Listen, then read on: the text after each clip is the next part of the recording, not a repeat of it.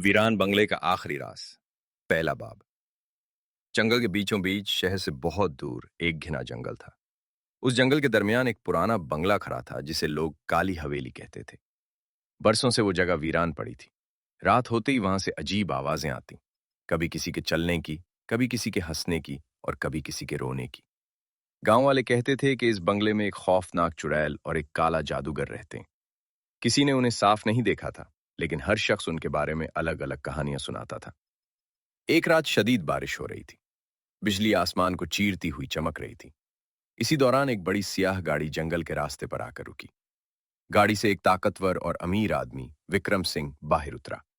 उसके साथ एक पुरस्कार बाबा भी था जिसका नाम रतन नाथ था। विक्रम ने आहिस्ता से कहा, बाबा, लोग कहते हैं इस बंगले में कोई नहीं बचता। बाबा ने सर्द लहजे में जवाब दिया, हर राज का एक दरवाजा होता है। आज हम वो दरवाजा खोलने आए हैं। दूसरा बाब। बंद दरवाजे। जैसे ही दोनों बंगले के करीब पहुंचे, ठंडी हवा चलने लगी। जंग आलूद दरवाजा खुद ब खुद चरचराता हुआ खुल गया। अंदर हर तरफ धूल थी और दीवारों पर पुरानी तस्वीरें लटक रही थीं। अचानक दरवाजा जोर से बंद हो गया। विक्रम घबरा गया। ये किसने किया? उसने चीख कर पूछा, लेकिन जवाब में सिर्फ खामोशी थी। बाबा ने एक लालटेन जलाई। उसकी मध्यम रोशनी में एक लंबा राहदारी नजर आया। राहदारी के आखिर में एक कमरा था जिसका दरवाजा आधा खुला हुआ था। जब वो उस कमरे के करीब पहुंचे तो अंदर से किसी औरत के हंसने की आवाज आई। विक्रम के कदम रुक गए। वो आ चुकी है, बाबा ने सरगोशी की। तीसरा बाब। सफेद लिबास वाली औरत कमरे का दरवाजा खुला और एक औरत नमूदार हुई। उसने सफेद लिबास पहन रखा था और उसके लंबे बाल चेहरे पर बिखरे हुए थे। कौन हो तुम लोग? उसकी आवाज सर्द और भारी थी। विक्रम ने हिम्मत करके कहा, हम यहां इस बंगले का राज जानने आए हैं। औरत हंसने लगी। उसकी हंसी पूरे बंगले में गूंज उठी। फिर वो धीरे धीरे धुएं में बदलकर गायब हो गई। विक्रम कांपने लगा। चौथा बाब। काले साये का जहूर। अचानक कमरे की दीवार पर एक बहुत बड़ा साया नमूदार हुआ।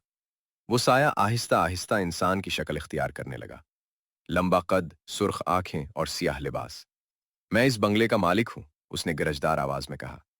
लोग तुम्हें काला जादूगर कहते हैं, बाबा ने जवाब दिया। साया तहका लगाकर हंसा। और तुम लोग मेरे घर में घुस आए हो? इसी लम्हे फर्श हिलने लगा। पांचवां बाब।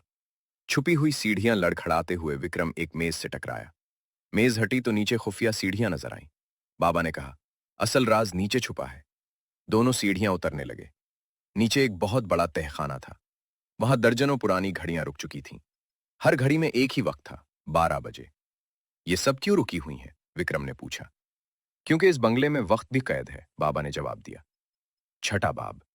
गुमशुदा लोग। तहखाने की दीवारों पर तस्वीरें लगी थीं।